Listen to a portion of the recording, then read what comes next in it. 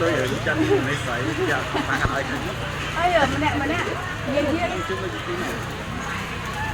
hay về dưới không dưới còn ở bên nào nó trên đây coi như bên nào cái mắt coi như cái đạo viên rồi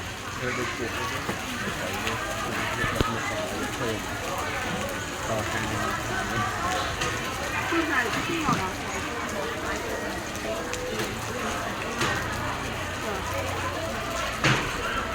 lúc ấy là ăn cổ lốc